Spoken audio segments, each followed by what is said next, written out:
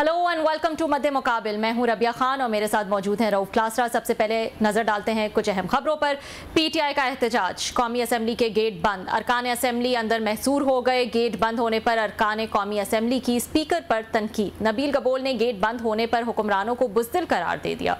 दूसरी तरफ opposition leaders Umar Ayub और शिबली फराज समेत 9 अरकान पार्लियामेंट को इलेक्शन कमीशन ने नाअहल कर दिया। इस सारी सूरत हाल पर बात करने के लिए आज हमारे साथ मौजूद होंगे पीपल्स पार्टी के MNA नबील गबोल और उनसे तफसीलात जानेंगे। इसके अलावा बानी PTI की 5 अगस्त की एहतजाज की कॉल किस हद तक कामयाब रही, खैबर पख्तूनख्वा में कितना बड़ा एहतजाज हुआ, मुल्क भर में कितने कारकुनान गिरफ्तार हुए, हुकूमत ने इस मरतबा एहतजाज करने वालों से निमटने के लिए क्या नई हिकमत अमली अपनाई, एहतजाज की कॉल का PTI को सियासी नुकसान हुआ या फ़ायदा, इस तमाम सियासी सूरत हाल पर भी हम बात करेंगे। और तेज़ रफ्तार ड्राइविंग करने वाले हो जाएं होशियार, गैर मोहताज ड्राइविंग करने वालों के गिर्द शिकंजा कसने के लिए पीपल्स पार्टी की शर्मिला फारूकी ने बिल में तब्दीलियां ले आई। कानून में कौन सी नई तब्दीलियां होने जा रही हैं? कौमी असम्बली दाखिला कमेटी इजलास में शर्मिला फारूकी और अब्दुल कादिर पटेल के दरमियान तल्खी क्यों हुई, मुकम्मल तफसीलात जानेंगे साबिक वफाकी वजीर अब्दुल कादिर पटेल से। लेकिन सबसे पहले हम बात कर लेते हैं, हमारे साथ मौजूद हैं पीपल्स पार्टी के MNA नबील गबोल साहब और इनसे कुछ तफसीलात जानते हैं। क्लासर साहब, नबील साहब जो हैं वो हमारे साथ मौजूद हैं। अस्सलाम वालेकुम नबील साहब, thank you so much for joining. जी वालेकुम सलाम। जी बहुत शुक्रिया गबोल साहब आपका, आपने ज्वाइन किया। सर आज यहाँ पे दाखिला की कमेटी का इजलास था। ऑफ कोर्स आप बड़े एक्टिव मेंबर हैं, बड़ा आप लाउडली और बड़ा आगे असल्ट करते हैं, आप अच्छी गुफ्तगू भी करते हैं। वहाँ पे वज़ीर दाखिला साहब भी आए हुए थे आज, तलाल चौधरी साहब जो हैं।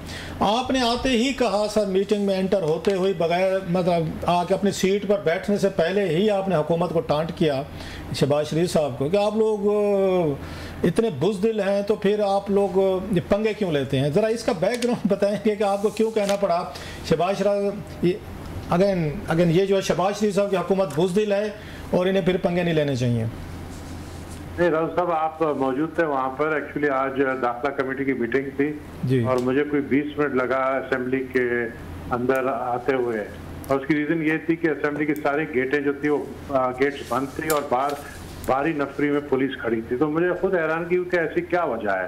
तो वो जो हमारे स्टाफ थे पार्लियामेंट के, उन्होंने कहा जी पुलिस ने बंद की है। बहरहाल मैं घूमते फिरते किसी तरह मैं अंदर कमेटी में पहुंचा, तो मैंने देखा कमेटी की मीटिंग स्टार्ट थी। तो मैंने इस चीज़ का फ़ायदा उठाते हुए सेक्रेटरी इंटीरियर की तरफ और हमारे जो मुस्लिम लीग नून के मेंबर्स की तरफ कि आप लोग अगर इतने बुज़दिल है तो पंगे क्यों लेते हो। और वही बात मुझे याद आ गई कि मौलाना फजल रहमान ने कहा था नवाज शरीफ को कि आप जो ये पंगे ले रहे हैं, तो उन्होंने नवाज शरीफ साहब ने पूछा ये पंगा क्या होता है, तो मौलाना ने कहा जब लोग है पता चलेगा। तो अभी जो इन्होंने पंगा लिया तो अब इनको पता चल रहा है कि इतना, यानी ना बाहर कोई 4 लोग भी खड़े थे, 4 लोग भी नहीं खड़े थे। मैंने कहा मतलब मैं हैरान था कि किसके लिए बंद किया है। इस चीज का खौफ है कि कौमी असम्बली का गेट बंद कर दिया और इसी कौमी असम्बली के अंदर से होते हुए प्रेसिडेंट हाउस जाता है ये रास्ता। तो जब इतनी कम, यानी इतना डर है, इतना खौफ है, तो फिर ये पंगा क्यों लेते हैं। मतलब आप ये कह रहे हैं कि आज जो मतलब एक कौमी असम्बली भी लाख हुई है और प्रेसिडेंसी भी लाख हुई है। आसिफ अली जरदारी साहब का जो रास्ता, बिल्कुल आप ठीक कह रहे हैं, वो भी वहीं से जाता है, वो भी लाख हुआ है, आपकी असम्बली भी लाख हुई है, मीटिंग्स भी लाख हुई हैं। तो इसका कुछ जवाब दिया उन्होंने आपको, हुकूमत ने, कि हमने बुज़दिली या हमने गेट क्यों बंद किए हैं सर? नहीं, जब दोबारा से मिनिस्टर ऑफ स्टेट इंटीरियर आए चौधरी तलाल, तब मैंने दोबारा ये बात कही। जी जी बिल्कुल, मैंने उनको ही कहा, मैंने मिनिस्टर की तरफ कहा, इशारा करते हुए उनको मुखातिब होकर कहा कि आप लोग जो है इतना अगर डरते हो तो आप लोग पंगे नहीं लिया करो कि आप गेटें बंद कर रहे। तो उन्होंने कहा जी आप लोग इस सिक्योरिटी के लिए, तो वो हमें क्या सिक्योरिटी देंगे जो अपने आप को खुद सिक्योरिटी नहीं दे सकते हैं। तो वो चीज़ मैंने जो वहाँ पर एक गुस्से का इजहार था वो मैंने इस मीटिंग के अंदर किया। और आई थिंक कि जब ये पहले होता था कि मुखालिफ या अपोजिशन की तरफ से अगर कोई कॉल आती थी लॉन्ग मार्च की या कोई भी कॉल आती थी एहतजाज की, तो पूरा इस्लामाबाद को कंटेनर सिटी बना दिया जाता था। और इस दफ़ा तो इतना कमज़ोर है हमारा जो अपोजिशन है कि वो वैसे भी जो है बाहर नहीं निकल रहे हैं। तो आप लोगों को किसी का खौफ है कि आप जो है वो असेंबली की गेटें बंद कर देते हैं। अच्छा, तो ये खौफ तो नहीं था गबोल साहब। हमने देखा कि 6 जनवरी 2021 था शायद, समथिंग लाइक दैट, अगर जब उस पर वहाँ पे अमेरिका में भी इसी तरह की चीज़ हुई थी कि आपको याद होगा ट्रंप साहब के दौर में कॉल आई 6 जनवरी को, बहुत सारे लोग गए और वो भी आके कांग्रेस के अंदर वहाँ पे पार्लियामेंट की बिल्डिंग में वो गए और उन्होंने बहुत सारी तोड़ फोड़ की, 1-2 लोग भी उसमें गार्ड्स वगैरह मारे गए थे और वो भी स्पीकर को ढूंढ रहे थे। नैन्सी पेलोसी मेरा ख्याल उस वक्त थी। तो वो तो आप समझते नहीं कि बाज़ दफ़ा इस तरह के स्टेप्स लेने पड़ते हैं कि अगर कोई ना कोई 4-5 लोग भी घुस जाते तो भी तो फिर आप लोगों ने उनकी क्लास ले लेनी थी कि कैसे इंतजाम किए हैं कि लोग अंदर घुस गए हैं। सर रऊफ साहब, बात यह है कि अगर बाहर रेड जोन के एरिया में कोई 4 लोग भी नजर आते तो आप गेट बंद करते हैं। कोई नहीं था वहां पर। मैंने पूरा चक्कर लगाया, पता नहीं आपने चक्कर लगाया, गए नहीं गए, मुझे कोई नजर नहीं आया। यानी दूर दूर तक पीटीआई का कोई मेंबर, कोई वर्कर, कोई नजर नहीं आया। तो ऐसी सूरत हाल में आप अगर देखते हो कि कोई खतरा नहीं है तो आपको गेट बंद नहीं करने चाहिए। हाँ, अगर कोई खतरा है, आपने देखा रेड जोन में लोग घूम रहे हैं, वहां पर शेलिंग हो रही है या वहां पर लाठीचार्ज हो रही है, तब आप गेट बंद करते तो समझ जाती है। लेकिन बगैर कोई वजह जो है गेट बंद करना, ये एक खौफ की अलामत ये दिखा रहे थे अपनी तरफ। अच्छा, तो आपको देखकर भी उन्होंने, वो सिक्योरिटी वालों ने गेट नहीं खोले कि जनाब कि नबील कबूल साहब हैं, साबिक मिनिस्टर हैं, इतनी दफ़ा पार्लियामेंट में आप इलेक्शन जीत के हैं और आपकी शख्सियत इस तरह की है कि दूर से पहचानी जाती है कि आपको इंट्रोडक्शन की ज़रूरत भी नहीं है, तो उन सिक्योरिटी गार्ड्स ने भी आपको पहचान के गेट नहीं खोला? सर असेंबली के सिक्योरिटी गार्ड्स आए बाहर, लेकिन उन्होंने ये कहा सर हम बेबस हैं क्योंकि पुलिस ने बंद किया है, तो पुलिस वाले दूर खड़े हुए थे। बहरहाल मैंने सोचा कि इनसे बहस करने से अच्छा कोई रास्ता ढूंढ लूं। मैं किसी तरह कैबिनेट डिवीजन के गेट से एंटर हुआ, वो भी बड़ी मुश्किल से। अच्छा, इसका सर हम ये कह सकते हैं कि 2014 में इमरान खान साहब ने ये असेंबली के गेट बंद करवाए थे जब इनका धरना था यहाँ पे सर 126 दिन। उस वक्त भी असेंबली के गेट इसी तरीके से हमने देखा था, खान साहब ने बंद कराए। तो आज ये कहा जा सकता है कि खान साहब ने जेल में बैठकर 11 साल बाद फिर असेंबली के गेट उन्होंने बंद करवा दिए हैं, मौके पे मौजूद भी नहीं थे। चलो उस वक्त तो मौके पे मौजूद थे, जो खौफ है, डर है कि जेल से बैठ के फिर असेंबली पूरी अवान सदर वगैरह लॉक करवा दिया सर खान साहब ने। ये सोचने वाले जो सोचे, लेकिन ये है कि पहले भी बहुत दफ़ा इनकी एहतजाजी जो तहरीक में, मुझे याद है एक दफ़ा तो 3 दिन तक इस्लामाबाद बंद था और ये पार्लियामेंट लॉजेस में मैं ठहरा हुआ था और मुझे एयरपोर्ट जाना था कराची के लिए। मैं 3 दिन तक नहीं निकल सका। लेकिन अब ये बिल्कुल टोटली जो है ना, जिसको कहते हैं ना, वेपराइज हो गए हैं, टोटली फिजल आउट हो गए। अब तो अपोजिशन, अब इनकी जमात में वो ताकत ही नहीं रही है कि ये बाहर निकले और ये एहतजाज कर सके।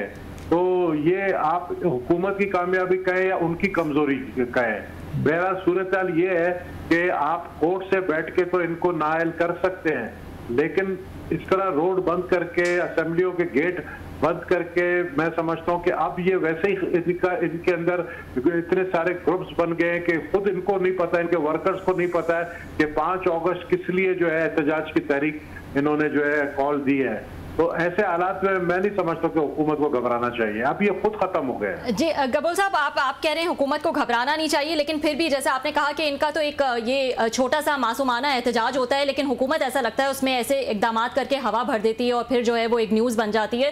तो ये जब एक तो मैं पूछना चाहूँगी कि आपको लगता है कि ओवर एग्जैजरेटेड रिस्पॉन्स होता है हुकूमत का, जो गिरफ्तारियाँ और फिर उसके विजुअल्स आते हैं और एक हवा जो है वो मिलती है इनके एहतजाज को। दूसरा ये कि जब गेट ये जो बंद हुआ था उसके पीछे जो है वो आपके साथ पीटीआई के रहनुमा जो हैं वो आपको नजर आए, वो वहां पे मौजूद थे क्या? उनको बाहर नहीं जाने दिया जा रहा था इसलिए वो गेट जो है वो बंद किया गया था? इस तरह की भी स्टोरीज आ रही थी कि उनको क्योंकि बाहर नहीं जाने दिया जा रहा, वो शायद अडियाला जेल के बाहर प्रोटेस्ट करना जाना चाह रहे थे या जो भी जिस चीज के लिए भी, तो इसलिए भी ये गेट जो है वो बंद किए गए थे।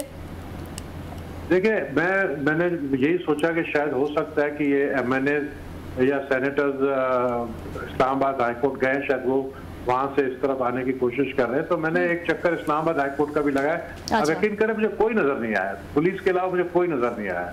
तो एक खामखा का एक पैनिक क्रिएट करना कि कोई खतरा है। जब खतरा हो आप बिल्कुल गेट भी बंद करें, सब कुछ कर सकते हैं, लेकिन जब कोई खतरा नहीं हो तो फिर आप पैनिक में नहीं आए। और फिर अगेन मैं दोहराऊंगा मौलाना फजल रहमान का वो जो उन्होंने स्पीच किया था कि जब आप पंगा लेंगे तो आपको पता चलेगा। अब इनको पता चला है। तो यहाँ से आगे आपको क्या लग रहा है? अब ये एहतजाज हो गया, ये पीटीआई के लिए एक बहुत बड़ा दिन था, उन्होंने कहा था कि हम ये करने जा रहे हैं, फिर उनके चेयरमैन ने कहा ये तो वन डे एक्टिविटी होगी, उसके बाद देखा जाएगा कि क्या होता है। अब इसके आगे जो है वो आपको क्या नजर आ रहा है पीटीआई के लिए भी, हुकूमत के लिए भी? Where do they stand right now? देखिए, इस वक्त तो इनकी कंडीशन बहुत ख़राब है। इस वक्त सिचुएशन उनके बिल्कुल हक में नहीं है, क्योंकि उन्होंने जिस तरीके से अपने 4 लोगों को आगे किया कि भी आप लोग बातचीत करें, और 4 लोगों ने अलग अलग जो है ना अपने मौक़िफ़ पेश किए।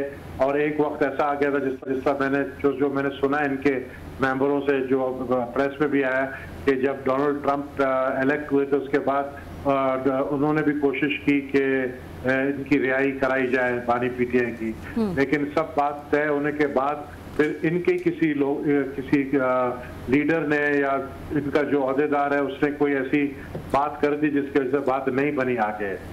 तो मैं समझता हूँ कि ये अनसर्टेनिटी और ये सूरत हाल से अब निकलना चाहिए। किस तरह निकलेंगे ये बानी पीटीआई के हाथ में, वो खुद अपना फैसला खुद लें। अब उनकी फैमिली अलग फैसला लेती है, उनके जो काले कोट वाले जो नए लीडर्स बने वो अलग फैसला लेते हैं, और जो पुराने पीटीआई के मेंबर्स हैं वो अलग फैसले लेते हैं। चीफ मिनिस्टर खैबर पख्तूनख्वा वो अलग फैसला लेता है। तो जब 4 लोग फैसले अपने लेंगे तो फिर मैं नहीं समझता कि कोई रास्ता निकल आएगा। ठीक। सर, आपने बड़ी एक अहम खबर ब्रेक की है बातों में। आप कह रहे हैं कि पीटीआई के कोई दोस्तों ने आपको बताया कि उनकी बातचीत हो रही थी, सदर ट्रंप की हो रही थी, और शायद कोई इनकी हुकूमत से, एस्टेब्लिशमेंट से हो रही थी, इमरान खान साहब के हवाले से, और बाद में किसी एक लीडर ने कोई बात कह दी और वो बात बिगड़ गई। ये दोबारा प्लीज़ बताएंगे कि ये बड़ी अहम बात आप ये है कि ये किसने, मतलब ये तो आप नहीं बताएंगे किसने बताई, लेकिन इसकी डिटेल बताएंगे कि ये क्या था सारा कुछ? सर, ये मैंने बताया ना आपको कि इनके जो लीडर जो हमारे साथ एमएनए हैं जो हाउस में आते हैं, उनसे मुलाकातें हाउस में होती हैं जी। और उन्होंने ये बताया था, एक तारीख भी दी थी जो मुझे सही याद नहीं है, कि उस तारीख को इन्होंने यही कहा था कि सब बातचीत जो है वो तकरीबन तय हो गई थी और रिहाई की भी बात हो गई थी। लेकिन कुछ मेंबर जो इनके तरफ से जो डायलॉग में थे, उन्होंने जो है इस चीज़ को सपोर्टाज किया और ये चीज़ फिर फेल हुई, डायलॉग फेल हुआ और ये फिर आगे नहीं बढ़ सका, जिसके वजह से रिहाई जो है वो रुक गई। ये इनके लोगों ने, इनके एमएनए ने जो बात कही है, अब इसमें मैं नहीं जानता हूँ कितना सच्चाई है कितना नहीं। तो ये डायलॉग किन के दरमियान हो रहा था? अमेरिकन एडमिनिस्ट्रेशन और हमारी एस्टेब्लिशमेंट के दरमियान हो रहा था, या पीटीआई और ये फौज के दरमियान हो रहा था? सर नहीं, ये देखिए, जब उन्होंने कहा प्रेसिडेंट ट्रंप के इलेक्ट होने के बाद जब उन्होंने ये बात कही, तो जाहिर है कि इनके एडमिनिस्ट्रेशन की तरफ से और पाकिस्तान में जो हुकूमत की तरफ से शायद ये बात हुई, जो अकॉर्डिंग टू द एमएनए जो जिससे मुझे ये पता है। अच्छा, एक इनके बड़े करीबी इनके मिनिस्टर हैं सर, इन शहबाज शरीफ साहब के बड़े करीब हैं उनके minister of state Huzaifa Rahman. हाँ, तो उन्होंने 2 टीवी चैनल्स को इंटरव्यू देते हुए ये बात कही है कि जनाब के यहाँ ब्रिटिश हुकूमत, ब्रिटिश डिप्लोमेट जो हैं वो इमरान खान साहब से भी मिले थे, वो फौजियों से भी मिले थे, हुकूमत से भी मिले थे, और एक डील तैयार हो गई थी कि खान साहब जाना चाहते थे यूके, तो हुकूमत कहती थी किसी यूएई वाले उसमें जाएँ, कोई मुल्क में जाएँ। तो बातचीत मतलब मुकम्मल हो गई थी, डील हो गई थी ऑलमोस्ट, उसमें ब्रिटिश डिप्लोमेट्स वगैरह ने वो इंटरवीन किया था। तो खान साहब ने फिर अगले दिन को बयान दे दिया था, जिसकी वजह से वो बातचीत ये टूट गई थी। क्योंकि आप तक इस तरह की चीज़ें भी पहुंची हैं कि हुज़ैफा रहमान साहब ने बाकायदा टीवी पे गए हैं, और वो एक अदद मिनिस्टर हैं और शहबाज शरीफ साहब के बड़े करीब हैं। बिल्कुल, इन्होंने सही कहा, बिल्कुल ये बात हुई थी। और ये 2 अलग अलग अमेरिकन और ब्रिटिश के अलग अलग राब्ते हुए थे, और दोनों राब्ते जो है वो तकरीबन एक की तरफ फाइनलाइजेशन की तरफ आप पहुंच गई थी। लेकिन फिर बाद में इन्हीं के लोगों की वजह से इस पे ये जो ब्रेक थ्रू होना था वो नहीं हुआ। वो तो इमरान खान का कहते हैं कि इमरान खान साहब ने एक दिन वो राजी हो गए थे सारे तमाम इन अरेंजमेंट्स में, जब उनसे ब्रिटिश डिप्लोमेट्स वगैरह मिले, तो बाद में फिर अगले दिन उन्होंने स्टेटमेंट दे दिया। उन्होंने कहा माफ़ी मैं क्यों मांगूँ, ये माफ़ी जो है ये इनको मांगनी चाहिए, फ़ौज को मांगनी चाहिए। बेसिकली ये भी था कि वो खान साहब पहले फ़ौज से माफ़ी मांगे, फिर हम इनको जाने देते हैं किसी मिडल ईस्ट के कंट्री में। वो मिडल ईस्ट के कंट्री में जाने पर भी तैयार थे अकॉर्डिंग टू हुज़ैफा। मुझे नहीं पता है, लेकिन मुझे नहीं पता खान साहब के साथ कौन कौन लोग राब्ता में हैं। राब्ते में उस वक्त थे, अभी तो उनकी जो फैमिली राब्ते में होती है, लेकिन खान साहब के साथ जो राब्ते करने की कोशिश करते हैं, जो उनको गलत मशवरा देते हैं, मेरे ख्याल में उनको रोका जाए। और जो सही मशवरा देने वाले हैं उनको इजाज़त दी जाए कि वो खान को समझाए। अच्छा सर, आप किन को समझते हैं कि पीटीआई में कि लोग जो है सही मशवरा देते हैं ताकि उनको मिलना चाहिए? आपके नाम कुछ जहन में है सर? मैं तो समझता हूँ जो पुराने पीटीआई वाले, जो असल पीटीआई वाले हैं और जो फार्मी पीटीआई है उसको अलग करें, और जो असल पीटीआई जो बैठी है उसमें चंद अच्छे लोग हैं, सेंसिबल लोग हैं, उनको आगे किया जाए। अच्छा सर, लास्टली बातें हो रही है 27th अमेंडमेंट की कि शायद आ रही है, बहुत सारा जिक्र हो रहा है इसका, क्योंकि आप भी उसमें, आपकी पार्टी जो है वो पार्टनर है वहाँ पे कौमी असम्बली के हद तक एक आपका अलाइंस है, तो आपके कानून तक भी पहुँची है कोई बात, कोई बात पहुँची है वहाँ पे? कौमी असम्बली में बंदा बैठा होता है, वजीर, यार दोस्त, मिनिस्टर्स, बाकी MNAs, कोई आप तक खबर भी पहुँची है 27वीं इसकी तरमीम की सर? बिल्कुल, ये रूमर फैलाई गई थी और ये कुछ 1 महीना पहले ये जो रूमर्स थे कि 27th अमेंडमेंट आने वाली है, और फिर उसमें बीच में रुकावट हो गई। लेकिन बिल्कुल ये कहते हैं ना कि जब there is smoke there is fire, तो जहाँ पर धुआं है वहाँ आग तो है। तो ये जो रूमर्स थे, इसमें रूमर्स नहीं, रूमर्स फैलाए गए थे जानबूझकर, और ये जानबूझ के फैलाए गए। तो इसमें क्या क्या मेन चीज़ें क्या हैं सर? को आपने भी यकीनी तौर पर, आप एक बड़े पार्लियामेंटेरियन, आपको भी थोड़ी सी क्यूरियोसिटी होगी, तजस्सुस के क्या चीज़ है अब तक आवाम को पता नहीं चल रहा सर कि 27 तरमीम में है क्या सर? प्रपोज ही सही। ये मजे की बात बताओ, ये हमें भी नहीं पता क्या था। इन्होंने कहा जी हम आपके सामने जो है पॉइंट्स लेकर आएंगे, लेकिन फिर वो पॉइंट्स लाने से पहले ही वो जो है मुअत्तल हो गया, कोई बात आगे नहीं बढ़ी। बहुत शुक्रिया सर आपका, thank you very much join करने का। थैंक यू, बहुत बहुत शुक्रिया। नबील कबूल साहब हमारे साथ मौजूद थे। नाज़रीन, एक ब्रेक ले लेते हैं, ब्रेक के बाद कुछ मजीद खबरें हैं वो आपके साथ डिस्कस करेंगे। वेलकम बैक नाज़रीन, एक और अहम इशू डिस्कस कर लेते हैं। डंपर्स की ओवर स्पीडिंग से या वैसे ओवर स्पीडिंग से जो हादसात होते रहते हैं वो हम देखते रहते हैं, किस तरह से हलाकतें होती हैं। एक कमेटी इजलास हुआ और कमेटी इजलास में जो है वो इस हवाले से एक बिल में जो है वो तरामीम पेश की गई हैं। उस कमेटी इजलास में जो है वो साबिक वफाकी वजीर अब्दुल कादिर पटेल साहब भी मौजूद थे। इनसे तफसीलात जानते हैं कि उसमें क्या चीज़ें डिस्कस हुई। अस्सलाम वालेकुम पटेल साहब, बहुत शुक्रिया ज्वाइन करने के लिए। जी वालेकुम। जी पटेल साहब, क्या हुआ इजलास में और क्या इजलास की डिटेल्स हैं जिसमें गैर मोहतात और तेज़ रफ्तार ड्राइवर्स के गिर शिकंजा कसने के लिए आपकी पार्टी की जो रहनुमा है शर्मिला फारूकी साहिबा, उन्होंने बिल में जो है वो कुछ तब्दीलियां वो लेकर आई हैं। क्या इजलास की कुछ डिटेल्स अगर आप हमें बता सकें? जी बिल्कुल, ये 1898 का जो CRPC है उसके 2 सेक्शंस हैं, एक 319 है और 320 है। ये 319 जो है वो आदा करता है खता को, हादसा और एक्सीडेंट को, और जो 320 है ये कत्ल बिला सबब का आदा करता है, ठीक है ना। तो हमारे ऑनरेबल मेंबर साहबा की ये सजेशन थी कि दोनों को नॉन बेलेबल कर दिया जाए और दोनों की सजा जो है वो, एक की तो पहले ही ऑलरेडी 10 साल है बिला सबब की, और खता की भी जो वो भी 10 साल कर दी जाए और उसको भी नॉन बेलेबल किया जाए। मेरा आर्गुमेंट उस पर ये था कि जी अगर वो चीज, उसका नाम ही एक्सीडेंट है और खता है, हादसा है, तो उसको तो फिर आप किसी भी लिहाज से देखें, मजहबी, दीनी, तो वो तो फिर हादसा, खता जो आप ना चाहते हुए सरजद हो जाता है किसी से, तो उसको तो फिर हम इसमें नहीं ला सकते नॉन बेलेबल में।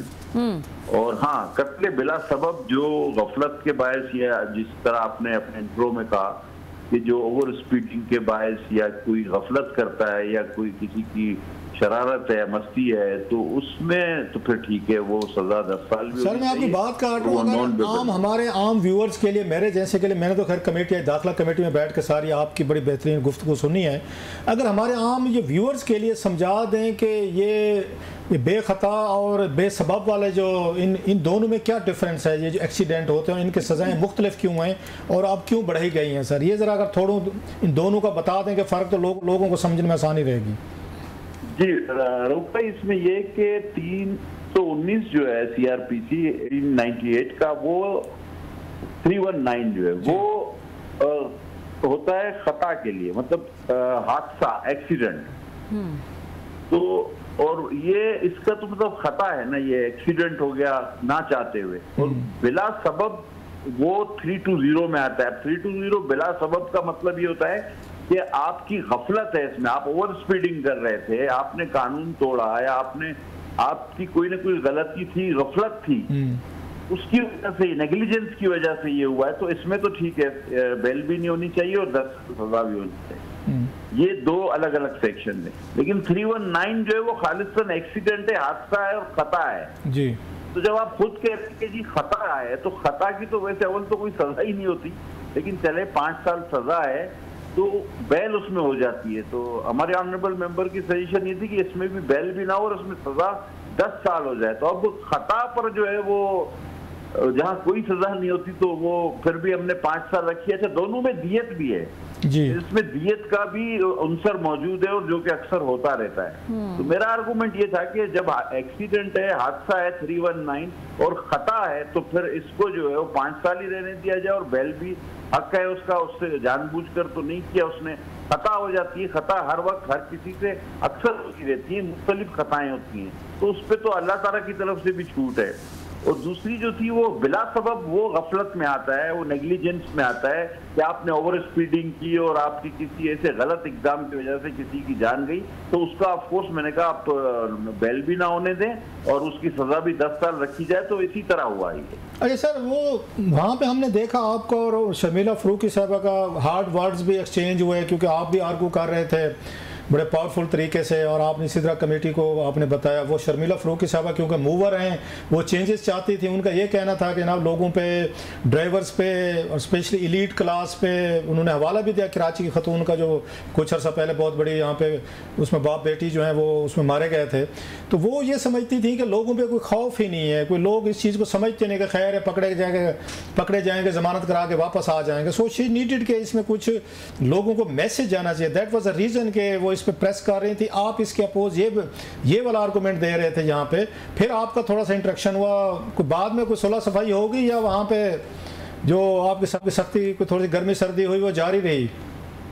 नहीं रऊफ भाई, यो कोलीग्स हैं, हम बहुत क्लोज, लॉन्ग टाइम जी, और she is very honourable for me, वो मैं इनकी बड़ी इज्जत करता हूँ। और हमेशा मतलब ये कि आर्गुमेंट के दौरान तो पॉलिटिकल आर्गुमेंट के दौरान हो जाता है थोड़ा सा, वो कोई ज्यादा मायने नहीं रखता, वो दोबारा बिल्कुल ठीक हो जाता है, ऐसी कोई बात नहीं है।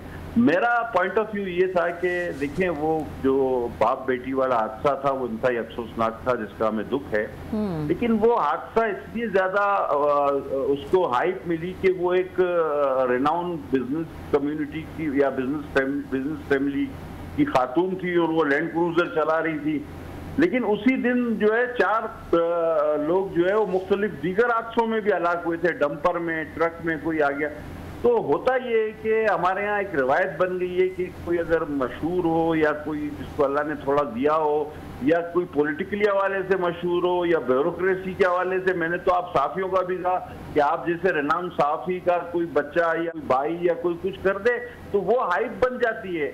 और अदरवाइज आप दूसरे आदाद शुमार तो लेते ही नहीं कि रोजाना मुख्तलिफ दीगर हादसों में लोग कितने लोग जो है जो कि नहीं जानी चाहिए जान, उनकी जान चली जाती है। तो हमारे यहाँ बदकिस्मती से एक ट्रेंड है कि अगर किसी जाने पहचाने रेनाउन आदमी को जिसको अल्लाह ने कुछ दिया है या जो कोई अल्लाह ने उसको इज्जत दी है, जिसको 4 लोग जानते हैं, तो उसको फौरन स्कैंडलाइज हम कर देते हैं।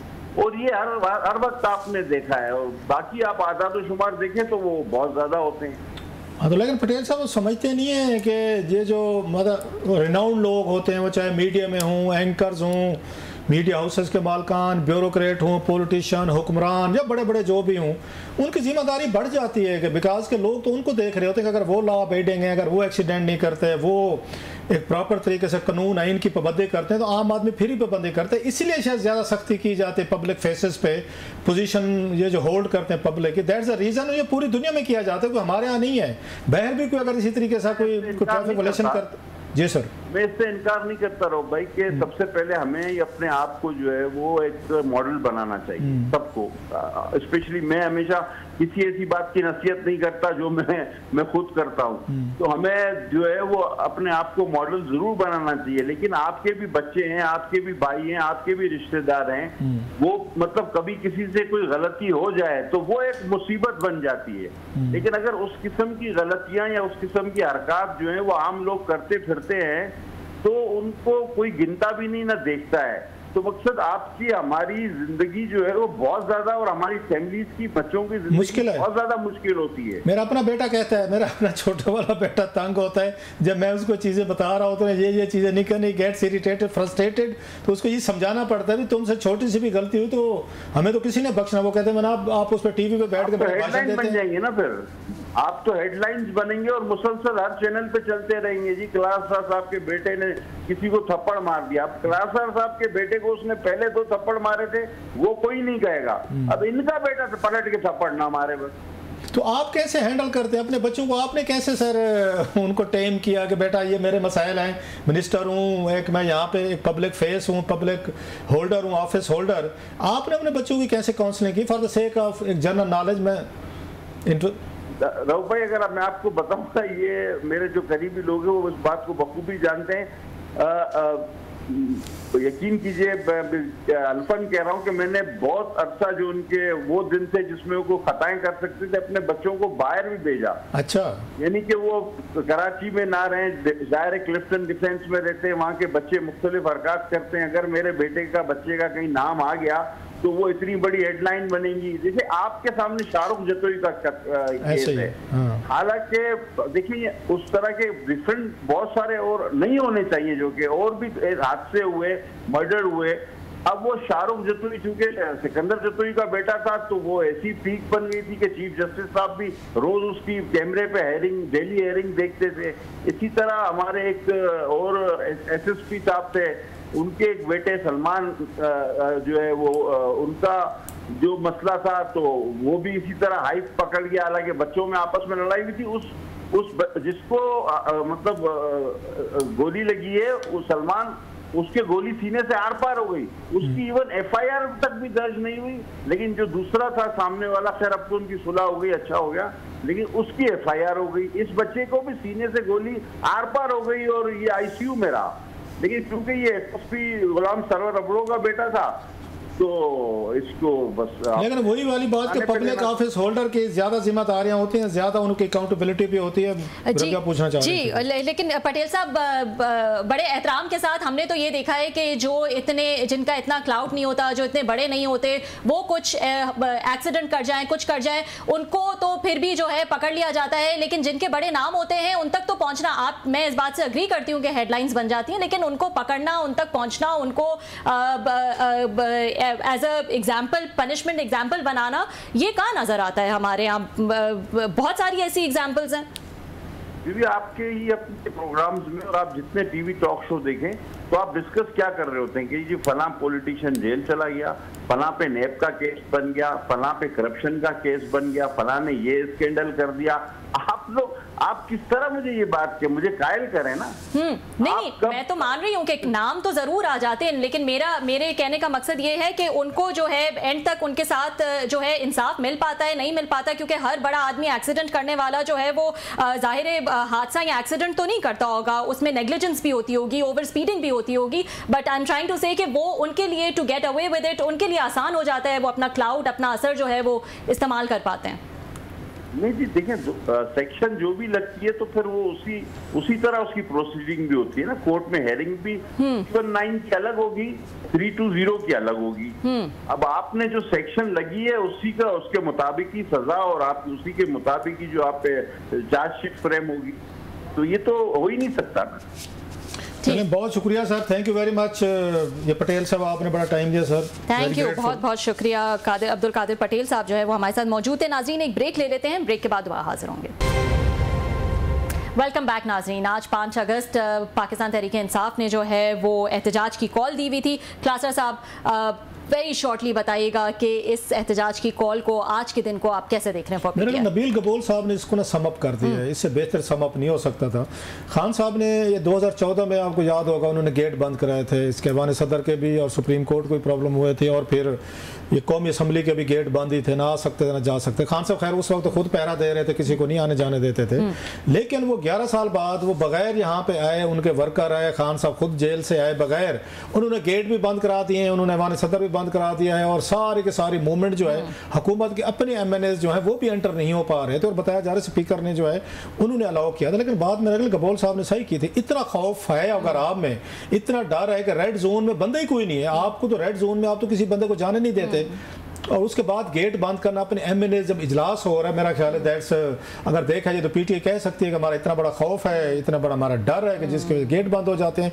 एक चीज़, और दूसरी चीज़ मैं ये समझता हूँ कि इस दफ़ा बड़े अरसे बाद हमने देखा है एक थोड़ी सी मतलब फॉर चेंज कि शहर में कंटेनर नहीं लगे, शहर में जंगी माहौल नहीं बना, वहाँ पुलिस नज़र नहीं आई, यहाँ पे आपको कमांडोज नज़र नहीं आए, यहाँ पे FC नज़र नहीं आई, पूरा शहर मैदान जंग एक जोरदार जोन लगता था वो नज़र नहीं आया। कम अज़ कम ये एक अच्छी चीज़